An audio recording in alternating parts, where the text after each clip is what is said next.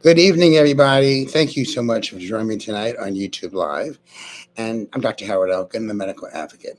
And tonight we're going to focus on women and heart disease because, after all, May is Women's Health Month, and for good reason. Now, I want to remind you about this book that came out several years ago by the author John Gray, Men Are from Mars and Women from Venus. Everybody remember that one? Well, nothing could be farther from the truth. I mean, women and men are as different as you can imagine when it comes to physicality and anatomy, physiology, emotional. We're totally different, and it's about time we embrace those differences instead of trying to make men into women, women into men. And I'll tell you why this is so important, because when I was a fellow in cardiology at Northwestern University many years ago, the everything that we learned or everything that we did with regard to treating women with heart disease was based on published studies from middle-aged men. I mean, middle-aged men versus women. I mean, we're talking apples and oranges here, but that's all we had. And it was very difficult because we really didn't know what was going on back then. There were differences, and we didn't know how to appreciate those differences. So here's the thing. Let's talk about the prevalence of heart disease. More than 60 million women in this country are walking around with heart disease. And again, it affects more women than any other disease. So cardiovascular disease will kill women more than all cancers combined. I'm talking all cancers combined. And sadly, only about 50% of women in this country actually realize that heart disease is their biggest threat and not breast cancer. I mean, it's about time we really embrace that. So, what are the facts? Okay, well, there are almost 311,000 deaths of heart disease back in 2021. 2018, there were about 400,000 deaths. So, nearly half of these deaths relate to coronary artery disease, which isn't terribly surprising. 42,000 died of breast cancer. So, it's about time we really got this in our thick heads that heart disease is way more common, way more likely to cause death, disability, and death than breast cancer. Yet, breast cancer received so much more attention over the years. But let's talk about survival. And that's really important because if you look at the difference between men and women usually have less of a chance of surviving than men after having a heart attack. Like within 30 days of a heart attack, 11.8% of women die versus 4.6% of men. Okay, after 5 years, 32% of women will be dead versus 16.9% of men. Why this disparity? I don't think anyone really knows. But heart disease is an equal opportunity killer. And just as many women have heart attacks as men. Generally, it happens later in life. So the average age of heart attack in a man is like 65. In women, it's about 10 years later, which is 75.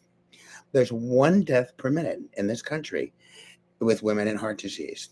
So here's a tidbit that I find quite shocking. Women are less likely to have bystander CPR than a man. Can you imagine that? And it's because they've interviewed people. Excuse me. They've interviewed people, and they found that a lot of the bystanders are afraid to initiate CPR on women because of being threatened with sexual assault or touching them. That's crazy. Who cares? This is a life and death matter. So women actually are at a disadvantage of being saved with CPR. It's shocking to me.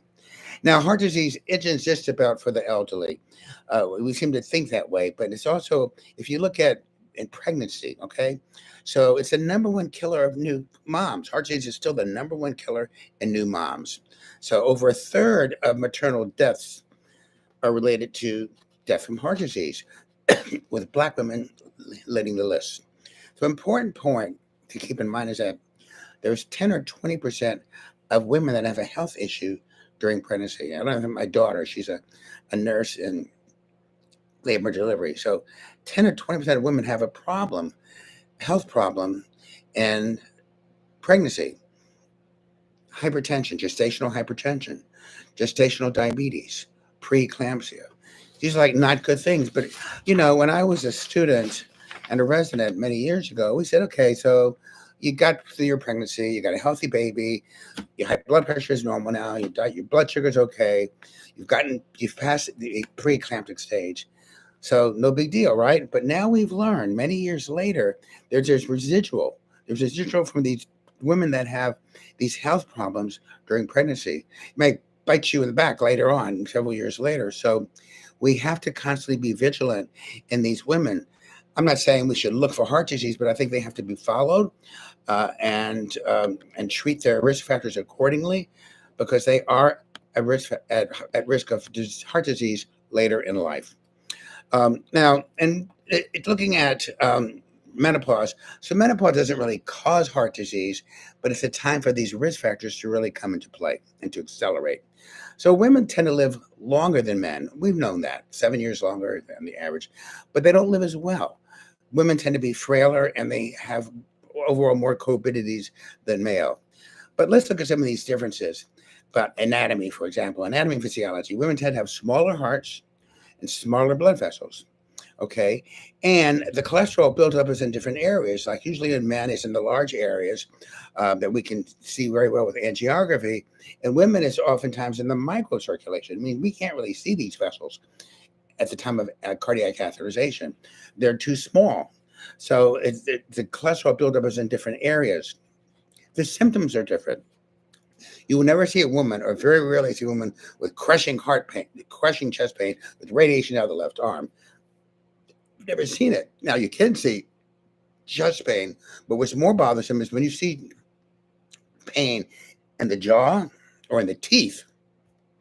That's your red flag in the woman for unclear reasons. That's really a red flag. So my little dictum is the other symptoms can be just dizziness, weakness, passing out, shortness of breath, no pain at all. It's still a woman, and it's different. So my little dictum is that if it's anything above the belly button in a woman, it's heart until proven otherwise. Um, there's also other diseases that mimic a heart attack. One is coronary artery spasm, and I've had a few of these when I've been on call and I go into a cath lab. So the coronary artery spasm down, something initiates there. We're not quite sure what it is. Then we have something called SCD, spontaneous coronary dissection, usually seen in middle-aged women, in which a small branch of a major artery just tears, it dissects, tears. And fortunately, these are small branches, and the women usually recover quite well, and it doesn't really presage further heart attacks, but it does present as a heart attack. But it's a spontaneous coronary dissection. The other is an inflammatory response of the heart. It's called Takotsubo cardiomyopathy by Dr. Takotsubo, of course. And this is a very interesting, I've seen it twice in my career, in which usually is related to an emotional event. Women will develop major inflammatory response to the heart. The heart will just balloon, get enlarged, and will start to develop pump failure. And it can present like a heart attack. Fortunately, with Takotsubo, they oftentimes will get better over a period of weeks. Thank goodness. So it's very interesting. There's also a difference in diagnostic care. So besides the anatomy, besides the difference in presentations, there's also a difference in anatomy. And what I mean by that, we already talked about, different in diagnostic testing. Like the test we really look for when we diagnose a heart attack is called the troponin. You've probably heard that before. It's an enzyme that's actually released, a chemical that's released from the heart muscle during an acute heart attack. So the higher the level, usually the bigger the heart attack. But there's a different threshold in men versus women. So get this. So in a woman, if you have a troponin less than 13 nanograms per liter, it usually means no heart attack. And men, if it's less than 20. So let's say a woman has like 15. Okay, well, that's going to be indicative of a heart attack. If a man has 15, it's not. So you have to know that the thresholds are different in males and females. Let's talk about a minute about heart failure. Now, heart failure is the most common cause of hospitalization in both men and women after the age of 65. Not just the most common cause of admission to the hospital, but for readmission as well. That's how common it is. And of course, it's different in both genders. Men seem to have a little more higher incidence of heart failure than men. Women tend to do they do less well. So there's two kinds of heart failure. One is systolic heart failure, which the heart squeezes. I don't know if I can demonstrate this well. And if it can't squeeze well, that's a pump failure, systolic heart failure. If it can't relax well, it has to be able to relax in between beats and let blood in to get ready for the next beat. And if it can't relax well, that's called diastolic heart failure. And we tend to see diastolic heart failure more commonly in women than men. And for unclear reasons. Again, it could be because of age, since women are older when they present, and they don't fare well. So it's important to know, and that's easy. You can tell with an echocardiogram at the time of heart attack or heart failure, what's systolic and what's diastolic. Excuse me. Okay, let's move on to brain function. Well, all right, women, I have to tell you this, but men's brains are 10% larger than women's. This is an anatomical fact. But here's the thing: there's a risk of cognitive decline. Is it more amongst? Is there a gender differential? So there was a large study, a cohort study done in 2021, using pooled data from multiple studies, over 26,000 participants. Women compared to men, get this, they have higher baseline performance in global cognition, executive functioning. Executive function is like multitasking and organization skills and so forth. And also memory. Women do really well. And I can understand that because I'm a lousy multitasker as a male. But women compared to male had significantly faster decline in global cognition and executive function, but not memory. They could hold on to the memory, but their organization skills and executive function tend to diminish with time. So what do these suggest? It's just that women may have greater cognitive reserve, but also faster cognitive decline. So there's a difference. Let's talk about Alzheimer's in women. About 2/3 of the Americans living in this country with Alzheimer's are women. 2/3. They really outnumber us. So if you look at a woman age 65, 1 out of 6 have Alzheimer's, and men 1 out of 11. So there's quite a differential here. Why? Well, age may be one of it, but age is a known risk factor for Alzheimer's. The older you are, the more likely you are to come down with something like Alzheimer's.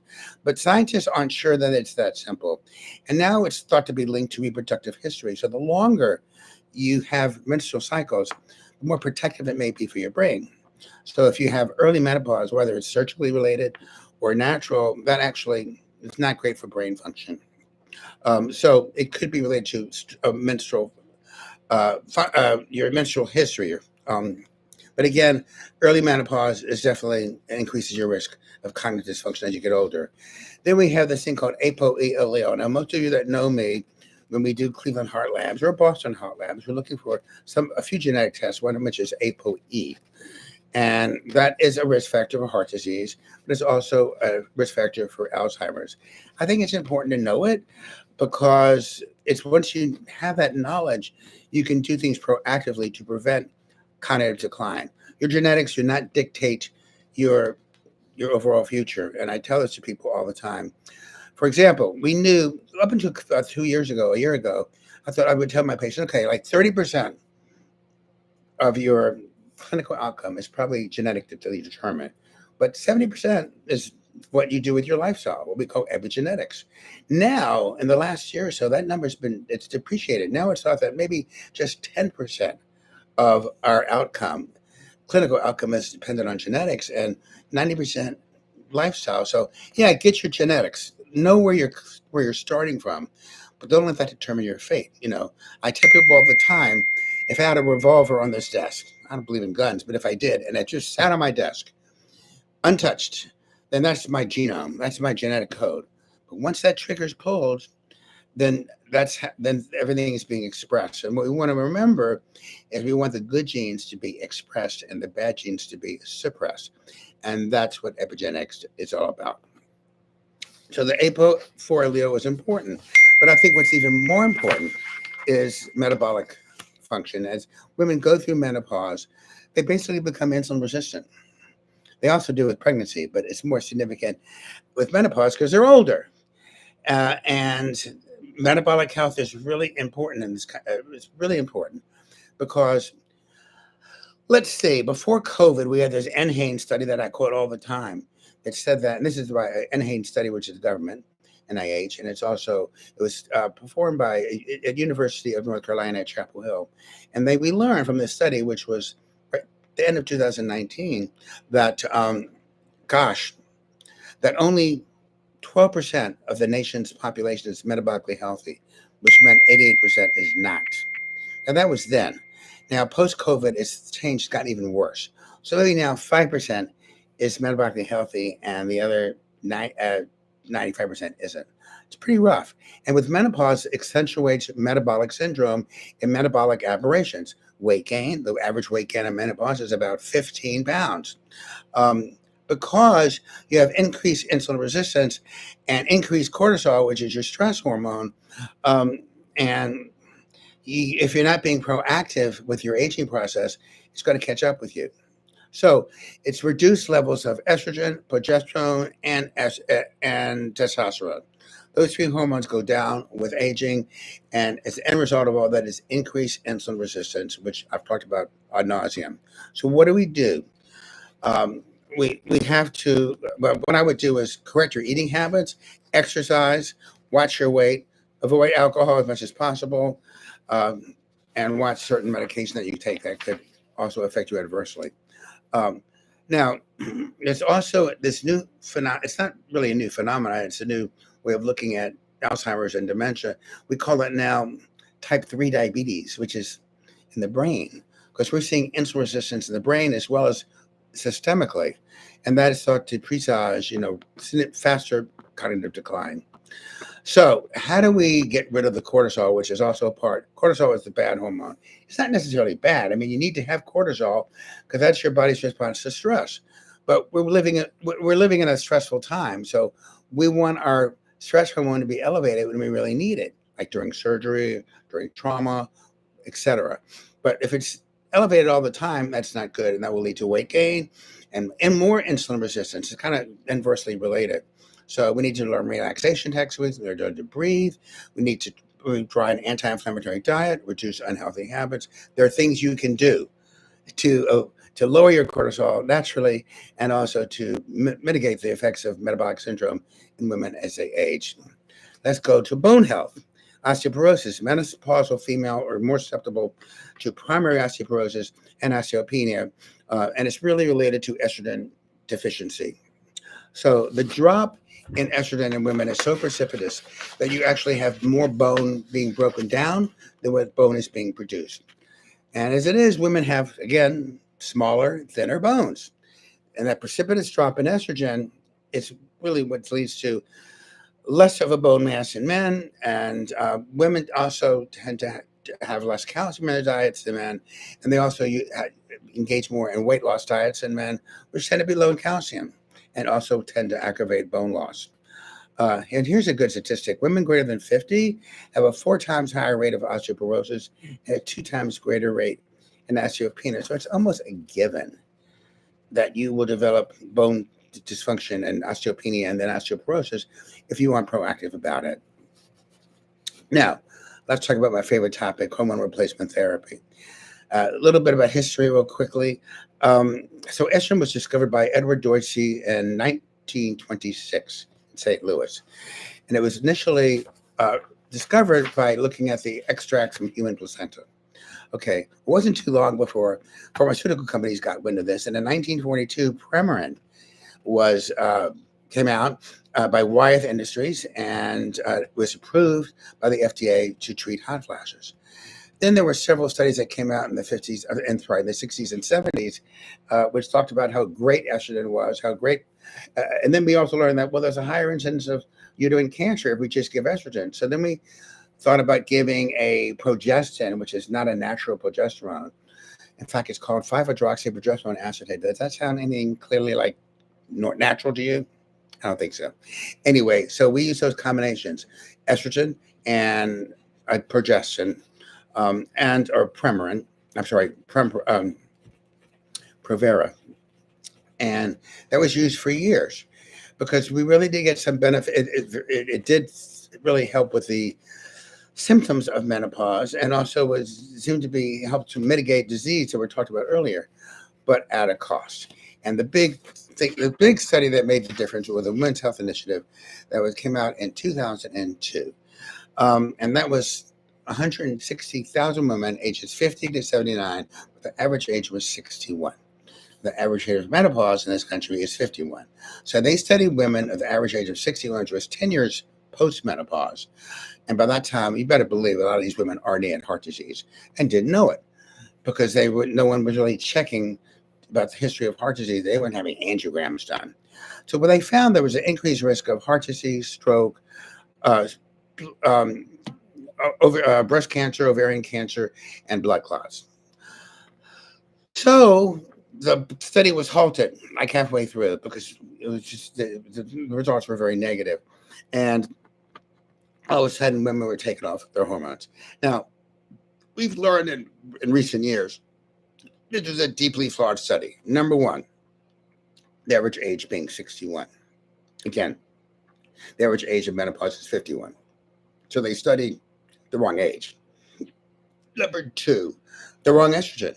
They use Premarin. This is estrogen derived from the urine of pregnant horses or mares. Okay. Now, there's about 16 or 18 or maybe even 20 or more now equine estrogens. There's only 3 human estrogens. So we're comparing apples to oranges. Number 3, the formulation was all oral. And we know that oral estrogen is going to go straight from the gut to the liver for processing, and you can develop a more pro-inflammatory compound as a result of that. So this is not a good thing, but it was enough to stop hormone replacement in this country.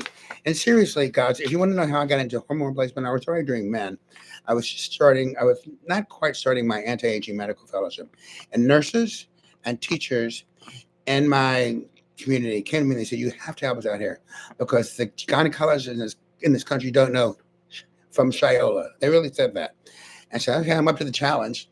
And then I also did my anti-aging fellowship. And I learned you can make women feel so much better with bioidentical hormones, which I never knew about before. So bioidentical hormones are derived from wild yams, from, I think, South America, and also from unprocessed soy.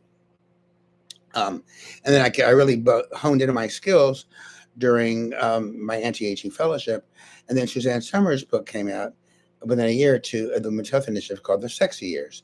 And then it was easy to stop giving handouts and say, just read Suzanne's book, okay? She's a woman, and she's going to tell you what she learned when she turned 50. So that's really how I got into it, and it's developed remarkably since then. And all these years, I've never had anyone develop breast cancer or any kind of cancer. There's 3 types of estrogens. So the estriol is when a woman is pregnant. Estradiol is during childbearing years. That's the estrogen thought to be most important for bone health, heart health, and brain health. And then estrone, which is we see in older women if there's any residual estrogen left. So, what's my personal view on hormone replacement therapy? First of all, in my book, which came out a year and a half ago, I'm saying, well, it's a personal choice. I am biased because I am anti-aging. I believe both men and women look better, feel better, and think more clearly on hormonal replacement therapy, but it still is an individual choice. Now I have changed that. I'm a little stronger in my opinion. Now I say there's not a woman around that should not be at least offered the chance of being on hormonal replacement therapy. And it should be bioidentical. There's no room for Premarin, Prempro, or Provera. No room whatsoever. So at least they should be given the chance, and then they can make their own decision. Why am I so pro-hormone? Because the thinking before recent was that we got to get you through we got to get you through menopause. That's the reason to put you on HRT, to get you through hormone. Really? Women live 30, 35 years post-menopause. How about trying to get you through the rest of your life in a healthy way? And that's why I am a proponent of hormone replacement therapy, as many other practitioners that practice functional medicine. I mean, I put a 90-year-old on HRT a couple months ago because she was still having symptoms. Had a woman that came to me recently. She was 70 and she's very active. She's very active and very healthy, but she's small-structured, and she has pretty significant osteoporosis. She wanted to go on therapy. Her gynecologist said, "No, you're too old." You're not too old. You're never too old. Okay, so that's another fallacy. Or finally, when she said, I'm going to go on it whether you like it or not, because I'm being followed by Dr. Elkin. He said, okay, well, you can go on it, but you got to get on and off as fast as you can to avoid coming down with breast cancer or this cancer or that cancer. Really? As fast as you can? What good is that? So those are my strong opinions. There is no evidence, even if you have a family history of breast cancer, does not preclude you to going on hormone replacement therapy in a healthy way, followed by a doctor who knows what they're doing. Okay.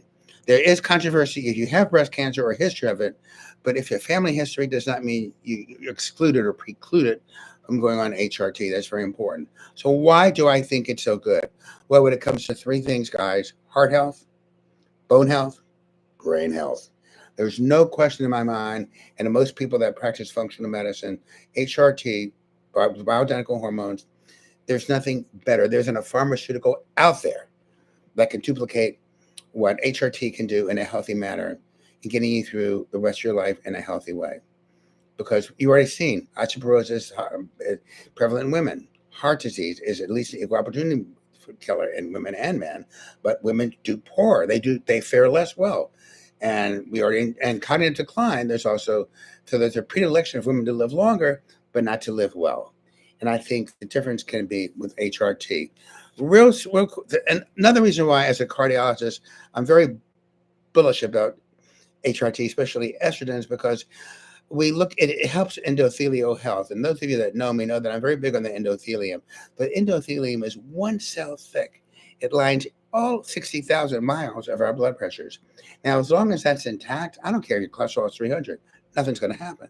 But because of high blood pressure, diabetes, smoking, stress, poor sleep, pollutants in the air, the soil, the water, plastics, all these horrible things, there's little disruptions in endothelium. And again, that's part of aging. But estrogen helps to produce nitric oxide production. And nitric oxide is really important in keeping those arteries supple and open. Another good reason for estrogen. So that's my thing on that. Well, quickly, you need to know about estrogen disruptors, whether you're on therapy or not. What are endocrine disruptors? Plastics.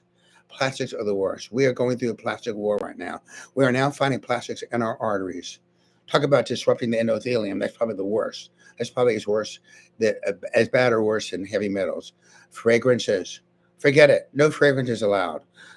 Maybe some organic natural oils, and that's it.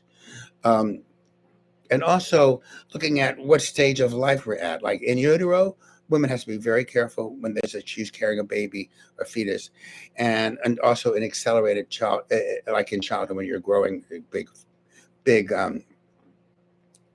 leaps and bounds. So no to fragrances. Avoid plastics when you can. Avoid cans because there's bisphenol A in cans, lining cans. Eat organic. You got to avoid pesticides. Filtered water. And these are the things you need to do if you want to keep yourself in hormonal balance, because these disruptors can really screw you up. There are some foods that people say, well, how can I prolong menopause? Menopause is a normal phenomenon. Every woman's going to go through it. Okay. There are phytoestrogens that you can have. Those are usually found in food products, plant products, and that can probably help with some of the estrogen disruptors. But things like flax seeds, peaches, berries, cruciferous vegetables, those can help as far as prolong the symptoms of menopause or avoiding the symptoms. B vitamins, vitamin D, boron. But here's the thing. Again, I don't know how much you can use these natural substances, because eventually you're going to go through menopause. With menopause, it's going to all the problems we've mentioned. Weight gain, same thing. One of the best ways to avoid weight gain is being on hormones, because estrogen therapy itself can increase your metabolic rate. Well, increase your metabolic rate helps slow down weight gain. And also DHEA and pregnenolone also help, which we didn't have a chance to go into tonight. So really, it's also good for your skin. I could go on and on, but I really want to hear from you now. So the thing about it, yes, I am pro hormones, but again, it is a personal choice that women have to make. And so now, Thank you for listening. It was some big topic, a lot to go over. So I'm going to listen to your questions now. So please feel free. Um, so in that chat box, guys, on the lower left-hand corner, please tap in your. I mean, I probably did enough talking the last a long time, but I want to answer your questions. I don't see any questions. I thought for sure I would see questions on this.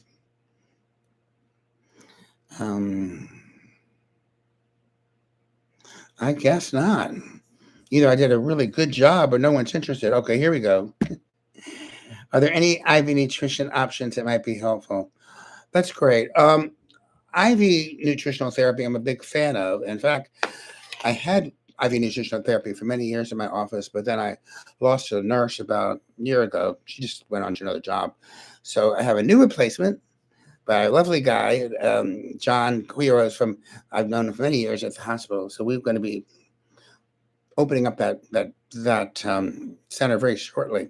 So IV nutritional therapy is great for so many things. I don't think, again, with menopause, I mean, it comes to a point in which school is out, okay? When you have more hormones, and I always test all my women before I put them on hormones. And I would say on almost every woman that I test, they're going to have like zero hormones. So I say, okay, here's the truth. You have no hormones. And so I test that to make sure. And there's two definitions of menopause that you should be aware of. Number one, you go through an entire year and have no periods. Number two, you have an elevated FSH, which is follicle stimulating hormone, which is actually comes from your pituitary gland. So when your ovaries have nothing left, the brain notices that and it sends FSH to try to come to the scene and get more estrogen, but you can't really do it because again, it's depleted. But that's if we see an FSH greater than 28 or 30, it generally means you're in full-blown menopause. Okay. I know, John. I know you. Thank you. Any women out there? My God. I guess not. Okay. Did I do that good of a job or a bad? Okay. I'll hang on for a second, but I want to keep the people that are here. Oh my gosh, we have very few participants tonight, so I thought this would be a really big topic. But while I have you on here, keep in mind that you can always, even though this is a live presentation, and the function of that is so that people can actually see this live and hear questions and answers, of which is very few. But you can go back to my YouTube channel anytime, and this will be the most recent entry, so you can click onto it easily. And if you click onto any of my videos, please, please, please check the like button because ratings really do make a difference. So anytime you see a video, just thumbs up or like, whatever it says. And of course, I always like to plug my book because I think it's more important than ever now from both sides of the table when doctor becomes patient. But see the orange, it's become your own medical advocate. And although the book is my story, it's not the whole book. It's a small portion of the book because I'm really interested in what I do in my own practice is to try to encourage people to be their own medical advocate, to make their own decisions, to do their own research. Yeah, you want to have really excellence in medical profession, but I can tell you without a shadow of a doubt between with all the medical mishaps that I've experienced in the last several years, you have to be on top of your health. Your health is your wealth. Don't expect to get an unbiased view from your doctor. They may not appreciate supplements.